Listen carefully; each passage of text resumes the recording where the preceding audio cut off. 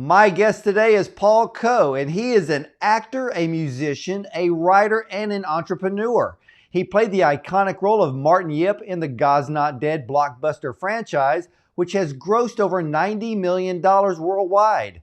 He has also worked on other projects such as Black Panther, Crazy Rich Asians, Fresh Off the Boat, Scrubs, and so many more. And as a lifelong musician, Paul has performed with critically acclaimed cellist Yo-Yo Ma, and his music has also been featured in God's Not Dead franchise. He has released 8 original music albums, and he has also established a successful pop rock academy in the greater Los Angeles area, cultivating a new generation of performers. And he has also released his first children's book, Nervous Nellie's First Recital, helping young students overcome nervousness. Well, let's welcome the multi-talented at everything he does, Paul Coe, to the show. How you doing, Paul? I'm great. Thank you so much for having me on your show. It's a pleasure. Well, I want to kind of work back. I want to go back because I want to understand a little bit of your history and backstory. And I understand that your family um, immigrated to America from Hong Kong. How old were you at that time? I was 8 years old when we moved here, and my dad came here for seminary school actually, and it's a very interesting story. He decided to go to they have these like conventions with a bunch of seminary schools from around the world in Hong Kong, and they would go to and so people would go and like him would go and check out all the different schools and all the ones that have to offer, and there was this one school that went to Hong Kong that was the first year there because they're primarily a Mandarin speaking school, and Hong Kong's Cantonese speaking. And so he was like, oh, okay, well, the school went there and just to try it out and see if they got anyone. And then my dad happened to be at that convention that one year, and he signed up for that school. And he was the only student who's ever signed up for that school from Hong Kong. And so the school never went back to Hong Kong to recruit students. So it's kind of like one of those God sent story, like God sent the school there on that one year just so my dad can be at the school and get here to the US. And that's how we got here. Wow. So when he got to when your whole family came to the United States, did you was Los Angeles the first stop? Yeah, we came here, we moved here to it's the suburbs of Los Angeles, it's San Gabriel. So we've been there ever since. My parents are still there. I live there in San Gabriel, about 5 minutes away from my parents because it's really close. It's easy to get to all my auditions in Hollywood, and that's also where my business pop rock academy is also at. Well, it's in the next door city. It's in Temple City, so it's like 10 minutes from where I live. Well, is your father still a pastor? Oh yeah, he has a church in El Monte. It's also another one of those, another city nearby, and they've been there for decades. And he also does a lot of missionary work. Not the last 2 years because of COVID, so he hasn't gone out. But usually he goes out like once or twice a year to all over the world, to various parts of Asia, mostly in Asia, doing missionary work and with my mom. Well, with your family coming to Los Angeles from Hong Kong, was it in a way God kind of knowing what your purpose and calling was going to be in life, knowing that you were going to be a musician, an actor, and so much more? And LA is the perfect place. I mean, that's the way I always think about it. I always think, like one of the biggest reason for my parents to be here and, that they struggled when they got here too. It wasn't an easy thing. And all that struggle and all the work that they've done is, in part for me to be here because I can't see myself doing this over in Hong Kong. The industry is just very different over there, and the opportunities here is much bigger and actually feasible to try to pursue this as a career. Well, what kind of encouragements did your parents give you growing up? um, well, because my dad being a pastor, I played piano at the church, so that was like, go ahead, study, because I did my college degree in piano performance at USC. So my parents were like, oh yeah, that's fine, because it would be great because he can play for churches, he can direct music at churches. If anything, that was all that was on their mind. They weren't really necessarily thinking me going out pursuing a music career, and let alone an acting career, because I didn't start off with that. I started off with just music. In fact, even my some of my uncles, my mom told me one of my uncle asked him like, "Why would you let him go and study music? There's no money. You can't make any money." But my parents were like, "Well, if you have anything else to suggest for him to do, go ahead." But my uncle couldn't think of anything else for me to go and do, because he's like one of the top civil engineers in Hong Kong. So like he's all about science and like all the engineering, math, that kind of work. So to him, being a musician and being an actor is definitely very foreign. Well, it's kind of funny because as many recording artists that I interview, we all laugh about that one thing about becoming a musician. The parents always say, "You can't make money doing that. Get a real job." Is that what it seemed like to you?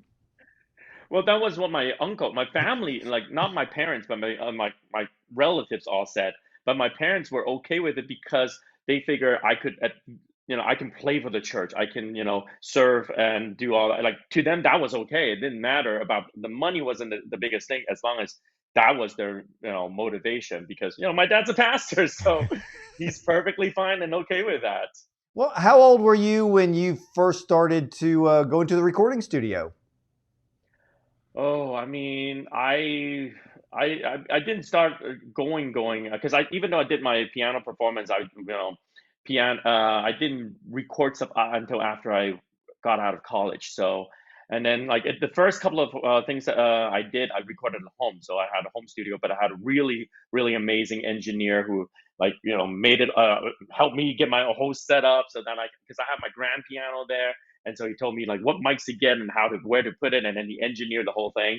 And then yeah, and then after that, I did a lot of like voiceover stuff. So I did go into a lot of studios. So that like all of that was after college, around like 25-ish or so. That's when I started like going out recording big films and stuff. I think the first one I did was Mummy 3. That's with Jet Li and the movie with Jet Li and Michelle Yao and Brandon Fraser. And I was like, that was the first big studio recording thing that I went in. I was like, whoa, what is this? But it was Well, fun. It was exciting. so your voiceover work kind of started first, moving you into acting. And so, how did you make that little bit of transition even before you got into the Mummy movie? I mean, I started off both. But the thing is, I went on auditions like any aspiring actor. Anything that came into my radar, I was like, I'm there. The very first thing actually I did was a music video for a band called American Hi-Fi. Like they had a one hit wonder back in like the mid 2000s, and so I never even saw the music video. It was my friend who was doing a English teaching program in Japan suddenly called me one day and go, I saw you on TV. I'm like, what? And like, yeah, it's a music video. Because at that time, like the American bands were very popular in Japan. So she was teaching there and she was like in like Fukushima in rural Japan and saw me on TV and was like, this is the most amazing thing ever. Seeing a high school friend, on TV in Japan. Um, but I've never even seen it. And but but it was a struggle after that. Like it was hard trying to book things, but I met some really wonderful people. I met a casting director who got me into a lot of like voice Chinese radio commercials, and then one of the actresses that I worked with, she's the late Elizabeth Sung. She passed away a few years ago, and she was a great friend and a great mentor. And she's very well respected in the industry, and especially in the Asian American working actor. She's like a veteran, and so she's the one who kind of like, oh, you do music? Oh, you sing? You do all that? When you get your SAC card, call me and I will introduce you into the world of looping and doing all that stuff. I'm like, okay. So as soon as I did, I called her up and she's like got me and reverted me into, and the first job was Mummy 3 because of wonderful people like her. Wow, that's a pretty big start right then and there. When did you end up on Scrubs?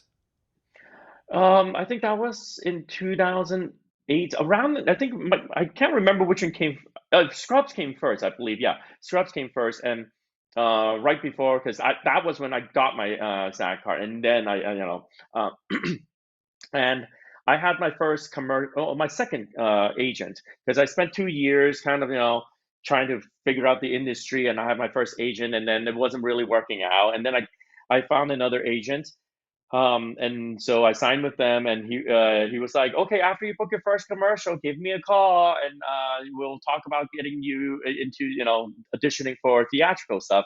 So after my first commercial, I think it was a Verizon commercial, that I did, and then, well, of course, I picked up the phone, immediately called him and go, "Hey, I just booked it. So are you gonna send me out?" So he sent me out. It was the second edition, the second theatrical edition. Somehow I managed to book it. I was like, "Wait, what? How did I book the second edition I went on?" And it's for Scrubs, because I've been watching Scrubs for years. Because that was season 7 already, and so that was like, I couldn't believe it. I was like, "Oh wow, I booked Scrubs," and then a few months later, I booked another role on Knight Rider, the reboot, and I'm like, wait, how did all of this stuff just suddenly happen? It was crazy. It just kind of I went on audition like any normal actor would do, but Well, yeah. I noticed that you at Black Panther, Crazy Rich Asians, which, believe it or not, my family, we absolutely love that movie because it's so funny. And we've seen it numerous times, and it just keeps getting better and better. It's got a great story to it, but I love it. So, how did you get into things like Black Panther and Crazy Rich Asians? And I mean, your resume keeps getting bigger and bigger. Well, it's really like with the voiceover. Once I started working on Mummy, I did well. My friend was wonderful, and she coached me through the whole session. It was like, I have a teacher sitting next to me while I'm working. So I learned so much about looping, and over the years, I just met more people, and they introduced me, like people like Karen Huey and David Chen, and like James Leung, Jim Lau, like all the veteran actors, Asian American voiceover actors in the industry. And so they just refer me to all these different jobs every time there's a job, and they're like, we need more Asian men voices. Do you have someone? Like, you can call Paul. I'm like, yes, I'm there. Wow. And Now, yeah. well, then how did you get? So was it basically the same process of auditioning or being called or getting the getting the Martin Yip role in God's Not Dead? It's a little different. Well, yeah, for the Martin Yip role, I definitely auditioned, and that was hilarious because I never thought I would be booking that. Because I went on an audition. It was I literally just opened up my school, my business the month before I started, about 2 months before, and it's my first business, so I didn't really know what I was doing. I was kind of like, oh, I don't know, I'm just doing this. I have no idea. And I hired an assistant, and she also didn't know what she was doing, and it was like 2 months later. I started in August, and so like in at the end of October my agent sent me off. Like I remember it's a Monday, where I went into the audition, and I was like, okay, it's just like any other audition. I went and did my audition for Billy the Motor casting, um, and he was and I was like, okay, I did it just like any audition. I'm never gonna hear back from anyone, but I went and did it. It was fine. It was fun. And my friend the next day, I saw at the audition, so he knew that I also auditioned for the role. He gives me a call and go like, "Hey, Paul, I'm going out of town this weekend, but if you hear anything from the movie, let me know." And I was like, "You're not gonna hear from me. I'm not gonna book this. There's no way. You're probably gonna book it. No, you tell me." And so, but then 2 hours later, I get my agent calls me and go, "You booked it, and you're flying out this weekend, and you're shooting for 3 weeks." I'm like, "Wait, what? What happened?" So I call my friend. I'm like, "Yeah, apparently I did book it, so you can go on your vacation now without worrying." Well, Um, well, well, let me ask you something because you bring up something that I don't hear from a lot of people, and that's going on numerous auditions. How did you handle any rejection in the beginning? And did you just kind of every time you go to audition, do you just kind of when you leave, you're like, hey, if I get it, great. If I don't, there's always be another audition. Yeah, I mean, I always think of it like it's two different things. First is for me, it's yeah, exactly that. I was taught one of my teacher, Joe Hacker, who I studied on camera at USC. He, told us never end your day on an edition. Basically, at the end of the day, go do something else. Go, enjoy a meal with your friends, but don't dwell on it because you're not going to get most of it. 90% of the editions you're not going to get. And I've always think like actors make the best, anything after, if they ever leave the industry. That's why they're so great in anything else they do because they're so used to rejection. Because we get rejected every day, multiple times. It's like it's always another rejection because. And my friend Elizabeth, she's the one who told me like, there's always another edition. There's always another job. She's been in the industry for 40 years. There's always something else. If this one doesn't work, there will be something else. And for me, it's kind of like I just put it in God's hand. He'll give me the job that he wants me to have. The ones that he doesn't want me to have, I won't get. It will all be fine. I don't have to worry about it. I'm just gonna go do my thing and have fun and enjoy. That's kind of how I see it. Well, Paul, I think there is a very big sermon series right there. And for people to realize, don't get bent out of shape, don't get upset, don't get irritated or depressed because of rejection, because God's always got something around the corner. And that just comes down to faith. So let me ask you this, because you've worked with you worked on secular projects, and of course, God's not dead being faith based. What's the difference, if any, of being on set of a secular project versus one that is faith based? I mean, it's the difference. I think it's the the aftermath. Not so much working on the set because when you're on the set, it's very, God's Not Dead set was very professional, was very well run.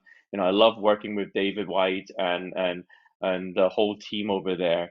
So like, there's nothing unprofessional about it. It's not because it's faith, so there's some weird thing going on. No, it's just we're just shooting a movie like we shoot any other movie. But I mean, the thing is that God's Not Dead set was very friendly, and with other sets, it's not always friendly. I mean, with the secular set, there are friendly sets too. Like I have lots of wonderful friends, and I've met wonderful people. But there's also sets where I went on. It's like one time I remember shooting a commercial. My agent gave me a call and say, "Be careful of this director. He will yell at people, and he once made a 13-year-old cry." So I'm like, "Oh, okay. Well, that's good to know. Like keep my distance away." But for definitely with God's Not Dead, and the Pureflix and now Pinnacle, their productions, they're always very friendly. I love all the people that I've worked with. I haven't had a bad time with them. Like Fans was wonderful to work with, and Harold is great too. So I mean, it's generally much. I guess the expectation is we're gonna have more friendliness for sure on a faith-based set, but in terms of professionalism, everyone's professional. Everyone works on all sorts of projects, and but the aftermath is what's different because um, faith-based movies, I get a lot of wonderful positive feedback because people's lives are being changed. People make a difference, and some secular movies like Crazy Rich Asians and like the new Shang-Chi, we get a lot of because it's Asian representation. So I get a lot of those positive feedback. But like other movies where it's just like, just another blockbuster, like it's just one of the many, the fourth or fifth installment of a money making machine that has no real impact on people. Like that's just the paycheck. Well, are you surprised by the great success of the God's Not Dead franchise? I mean, yeah, I think everyone is. Um, Nobody, at least definitely with the first one, I mean, nobody expected that kind of reaction. I think I was told it had the number one shared trailer of the year on Facebook that year when it, kind of like just blew up and like everyone started sharing it. And after the movie came out, that first couple of weeks, all my friends and people that I haven't even talked to for a long time would text me and hashtag God's Not Dead because they've all seen it. And I think that hashtag and that idea of just spreading, the message out there really got people excited, and I think that was, and also on top of that, I had a lot of people who came up, told me, especially my friends who've been watching a lot of Christian movies, and even online non-friends and fans who just messaged my Instagram and Facebook, and they were telling me like it's the acting quality and was so much better than all the other faith-based films they've seen before, and so that made me feel good because like, yay, I did a good acting. My acting job was great. So, and I think that's really, credit to the production team, and the producers to have that, and of course Harold for the first one, to have that vision of making a high quality Christian film that is comparable to mainstream movies. Yeah, and I love the franchise, and I'm so glad that they decided to create sequels. So when the first sequel was, I guess, thought of, did you immediately get a phone call? I don't, I don't remember that moment. Um, I think we were just kind of all like, in still kind of like feeling the whole like, wow, where are we going now? And I mean, I did get a phone call eventually. I think the team was just trying to figure out what would this sequel be, because they weren't planning on a sequel initially. So they have no idea what this sequel would even be, because spoiler, if you haven't seen the first one, but you should have by now if you haven't. Um, Kevin's character dies at the end, so it's kind of like, well, where do you go? You have, the one of the leads, a big name actor who dies in the end, so everyone's kind of like, well, which direction do we even go? So, I mean, I'm very happy with the way it turned out. I love how, with the second with Melissa Joan Hart, that was a wonderful work because I've seen her work since I was a little kid, and I'm like, yay, I'm working with her on a movie. That's so awesome. So I thought they did a great job, and I'm so grateful that they brought me back throughout the whole franchise. Well, I was what I was happy about because, like you, well, if the lead character dies in the first one and you want to do a sequel, how do you pull that off? But what is so great about the God's Not Dead franchise is that each movie stands alone by itself. So if you saw the second one first, that's okay.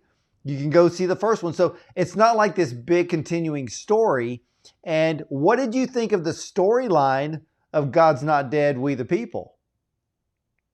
Well, so I thought it was definitely, we were talking about it when we were on set, that this topic, I mean, with COVID right now, it's definitely very relevant. No matter which side of the debate you are on, I think it's relevant. We're all talking about it. We're all talking about homeschooling and what that means, to the world. Because being now that I'm, having operated this school, my school for 10 years, I have students that are some that are homeschooling, some that were in public school, some that were in public school that went into homeschooling because of COVID. And so I, I think that's an important discussion about where our society is, and what is, how do we handle something like this? What is important for us, and how do we make sure that we have these options in the future for generations to come? So, I know the franchise is definitely very controversial to a lot of people, but I think one of the best thing that I think out of this whole thing for me, and having talked to David White a lot, especially this last one, because I had a lot of scenes with him, so I got a chance to really talk to him a lot, is that they're really about engaging conversation, and that they want people to have these opportunities to talk about something that might be uncomfortable, or that are very, highly emotional and personal to people, that we do still talk about it. We don't just ignore it and just kind of, brush it off, or only insist that one side is right and the other side is absolutely wrong. That we have a conversation, because there's always two sides to every story, and we should have these um, discussion about important topics like this. And I think, this homeschool. I mean, I don't think they were the story was actually pre-planned. They came up with it a few years before COVID, so it wasn't like, oh, COVID hit, let's talk about this. It just happened to fit, and with all of this. environment that happened the last 2 years, it was just timely for, we believe, it's God said, it's really God's plan. This is the next thing that we should be discussing and talking about. Yeah, I found it very interesting as I was watching the film that even though I guess the center storyline was about homeschooling, but there was a much larger storyline that goes beyond homeschooling. And I don't want to give it away to all of the viewers, but you know, it really comes down to that freedom is at stake and that there is a level of control that we could end up losing if we don't stand up for our rights, being either uh, our rights to our faith, or if it's homeschooling or whatever it is. I really learned from the movie that if someone's coming in to take something away from you, we need to stand up. And but the way way the film was constructed, the storyline, and ladies and gentlemen, there's more than one storyline in this movie. Which Paul, I loved all of the storylines, and I think the one storyline that really had me tear up was the father that kicked his daughter out of the house. And I don't want to give it away. I want everybody to see the film, but that was those scenes in which that man was in. Every scene was very moving, and it got you to thinking that, that's happening in families right now. Yeah, for sure. I mean, there's a lot of like, one of the things that really gravitated to me to this franchise was that a lot of the scenes and the things that are happening, they, a lot of it I've experienced, or on some level, or I know people who've experienced it, and that, especially that kind of a storyline where families have these kinds of, being in, knowing a lot of Asian families, because my dad work, pastors a lot, so I've seen it over the years, and that there are definitely some parents who are religious in, not in Christianity, but their children, turns to Christianity, and there it creates conflicts and drama, and problems for families for generations, between the different generations for many years, for like, some of them could last decades long, and you would see them, trying to resolve it, especially when maybe a parent is about, to pass away, and the children are still trying to reconcile and trying to, rekindle their relationship with their parents that, were lost because of faith issues. So that I definitely gravitate to, and I connect with a lot because I've seen it happen so many times in so many families. Yeah, when the father was standing there at the altar in that church talking directly to the cross, and when I saw that scene, I got to thinking, you know, God tells us it's okay to talk to me like that. Hmm. Because as he was talking, you could see what I would, as from what I picked up by watching it, you could see God moving as that man was talking, and you could see the dialogue start to change.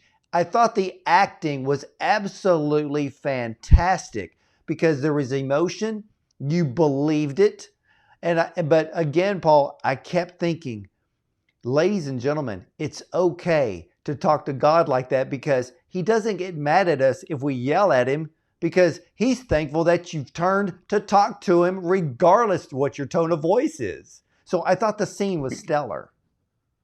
Yes, Marco is a fantastic actor. I mean, he's a veteran actor too, so he knows how to deliver those great emotional moments, and I'm so glad he's back too. And that was one of the storylines that, like, Hadil is all, the daughter. She's we became great friends since the first one, and we hang out a lot. So we've always talked about it. And one of the things we really wanted was the franchise to, close up this storyline and to really, bring Marco back and have a conclusion about this. And, where did this go? What did this happen? And I think they did it justice. Both Hadil and both Marco and Hadil did a wonderful job, helping us feel that emotional. Yeah, and I felt the exact same way. as you did watching that scene. I can see it in Marco's eyes, like that change in, because you can tell that he's, it reminds me of when Paul, in the Bible, Apostle Paul in the Bible, where he was talking to, the Roman, like I think it was the Romans, in a city where there was a statue to the God unseen, and then he said, like, this is the Christian God, like, the God unseen is the God of all, that is the God. And I feel like that's kind of that moment where Marco has, right? He's, he was worshiping, a different God, but the thing is, but when you just turn to this unseen, unknown entity, that is our God. It's not a matter of how we name this God. God is just this unseen, unknown entity, and no matter what name, by what you call him, it is the same God, like what Apostle Paul said. And I can see that turn, that he saw that, and then suddenly, even though he was angry, he also at the same time he's acknowledging this God is real. That otherwise, why are you talking to, if it's not real, why are you even bothering talking to him? Well, So like here's that what, little moment, yeah. yeah, because what I found with that particular scene was when he went to the church, I'm like, wait. I'm thinking, he's not a Christian. What he did was he went to the church to confront the God in which his daughter believed in. And I thought, wow, you got to give an Oscar to the writer just for that scene, because I just loved the twist of that. Because who would ever think of that type of storyline, that here's the father and he's like, okay, my daughter, I don't want to give the whole story away, ladies and gentlemen, because you've got to see the movie. I've got to stress it. You've got to see God's Not Dead, We the People. But to see that twist in which he goes to the church, to the God, to talk to the God that his daughter believed in, that was just absolutely incredible. And it was so moving. But whoever wrote that scene, oh my gosh, they deserve a freaking Oscar for that. Yeah, I think so too. I think they did a wonderful job. I don't know exactly who came up with the scene, because there were multiple writers to it. But I think they did a fantastic job. I mean, that was one of the things that I really did enjoy about the franchise, is that they did do a lot of thinking about how to make sure the story is believable. It is, grounded in reality. It's not just some obscure thing, we pull out in the air. It's based on what real people have experienced, and I can see that, because I can see, that this does happen. Like people do. It's exactly like you said, confronting somebody else's God. I think it's as old as time. I think people have done that since ancient times. Yeah, I think if they ever decide to make a fourth installment for God's Not Dead, I would probably pick Marcos's storyline. I just love that. But I want to ask you something about your music career, because you performed with Yo-Yo Ma. How did that happen, and what was that like? I mean, that was a while back. I performed with some back in my college days. I had a wonderful opportunity, because I got into performing with the symphony at USC. So one of the guest artists was Yo Ma. So I was playing piano, and there's only one pianist for the whole symphony, and I was lucky enough to be the pianist for the symphony. And so it was wonderful being able to play with him, and he's just such a wonderful person to work with. He's very like grounded. He's not like, I'm too good for you. I'm the solo art. Not, he doesn't have that kind of ego. I remember there was one point when he was playing the piece of music. I can't remember what the piece was, but there was a point where it was just him and the harpist, and he's sitting in front of the orchestra. But he would turn his head all the way around and stare at the harpist in the back, and play with the harpist that way. Like, he's connected with the other players and all the other musicians. It doesn't matter whether you are still in college or you are in some big giant name symphony, or it didn't matter to him. To him, it was all about the music at the moment and connecting with you and making that music.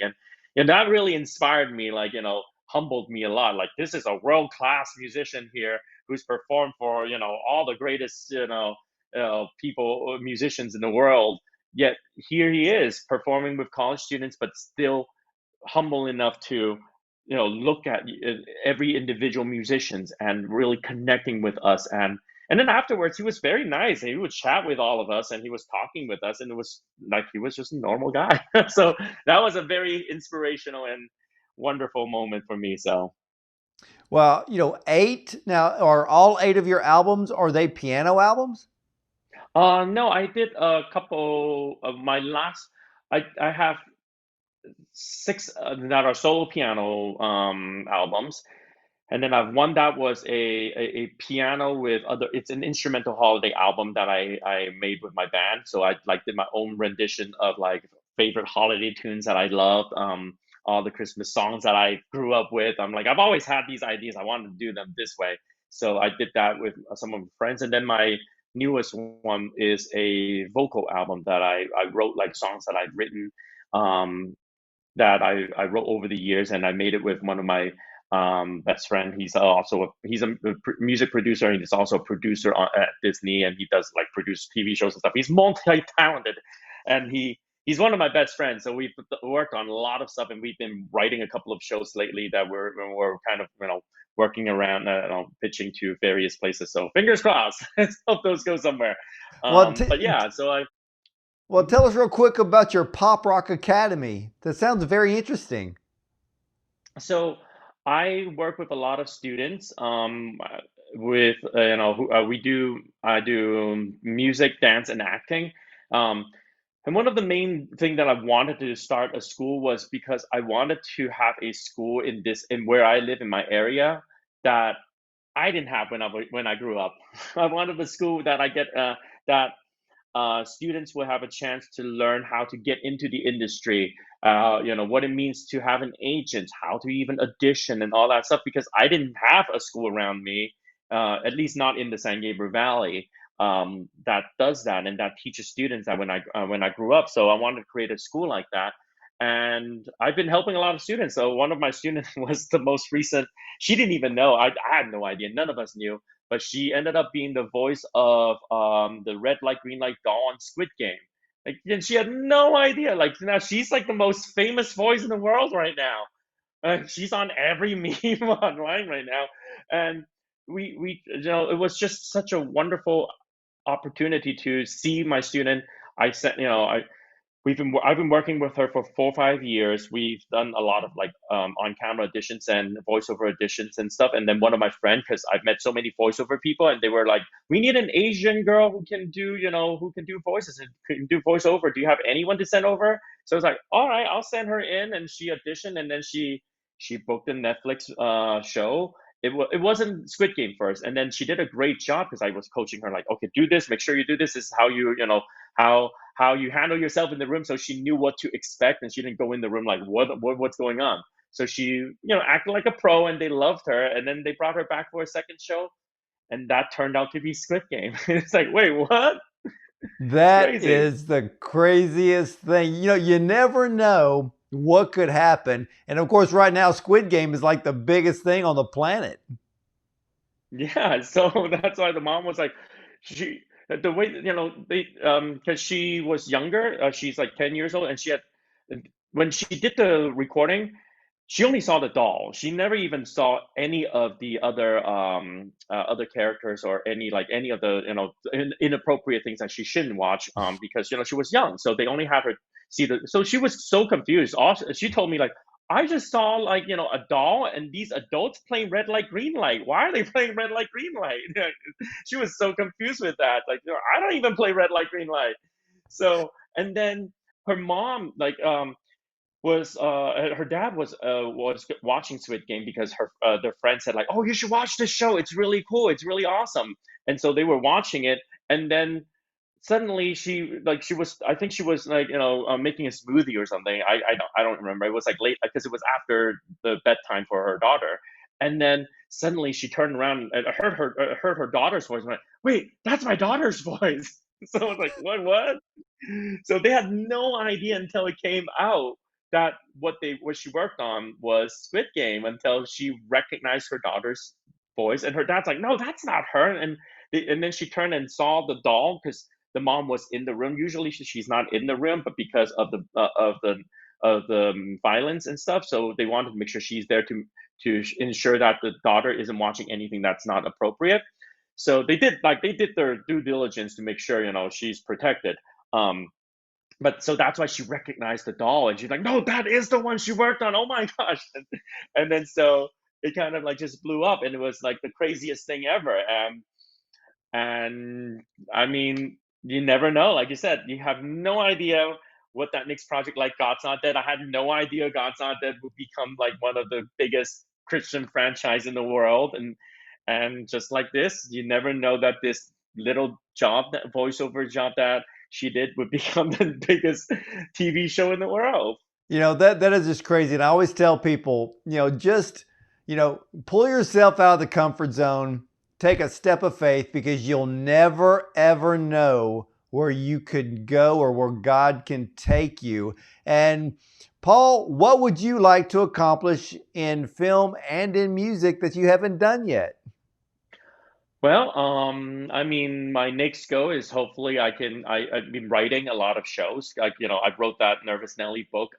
That's one of those, I want to really create, I have a whole world for it. I want to create a world of, helping little children, understand and embrace their nervousness, and so that they can, whether they want to go into performance or anything else, having an understanding of performance and will take them very, very far. And I want to create a whole franchise of books, based around that concept, helping kids grow in a positive manner. And then, turn it into a animated series would be wonderful. And also writing a few more shows that are, I'm writing and creating a story based on my grandfather life, because my grandfather experienced,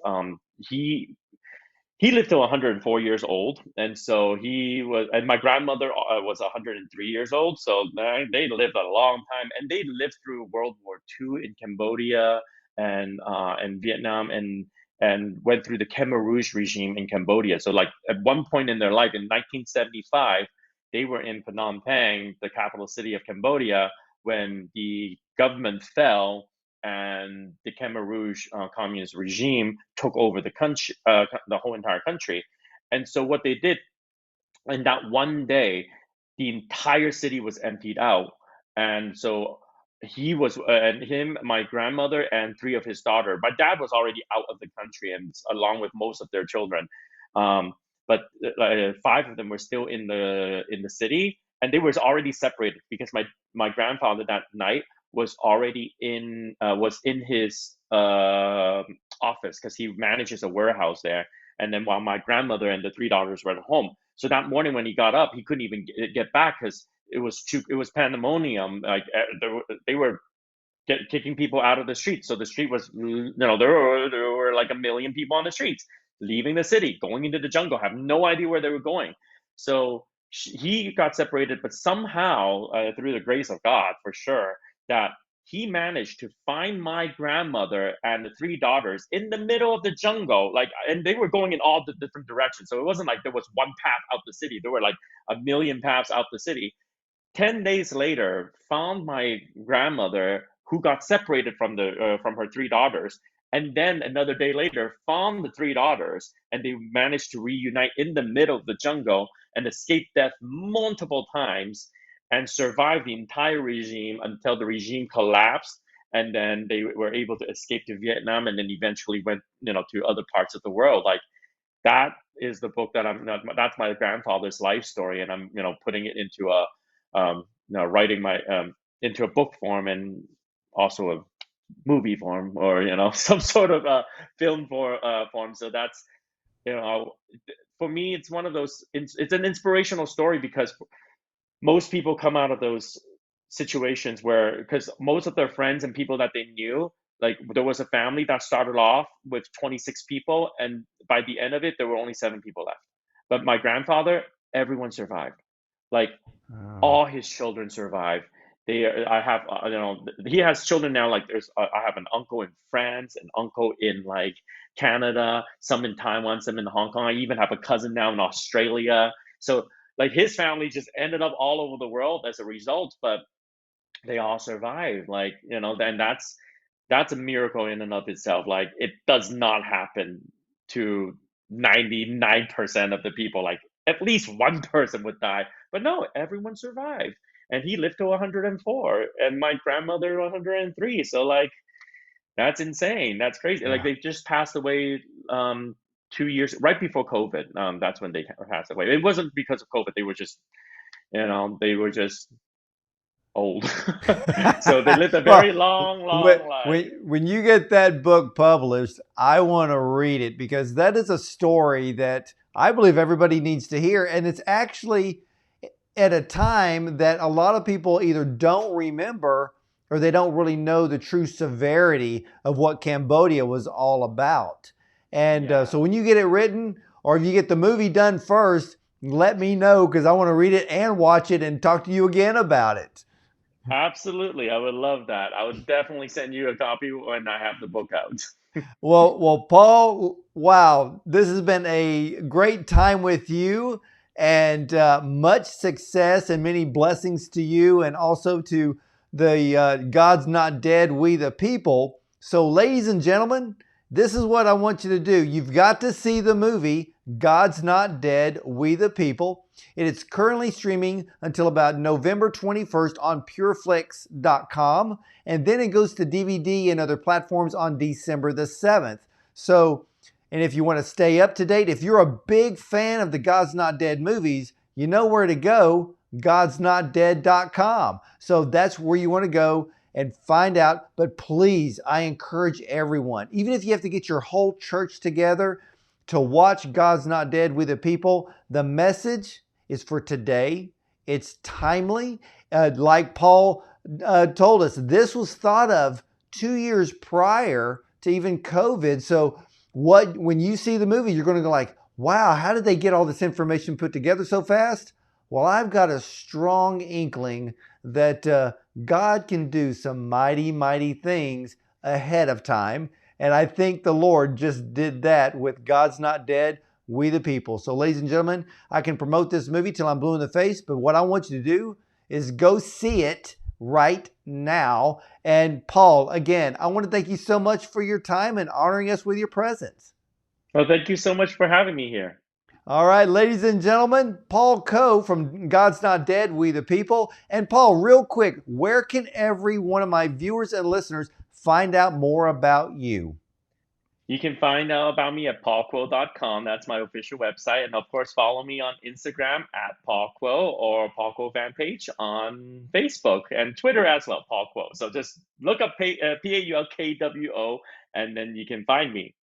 All right, ladies and gentlemen, paulquo.com. That's where you want to go. And don't forget pureflix.com as well as godsnotdead.com. And stick around because I'll be right back after this.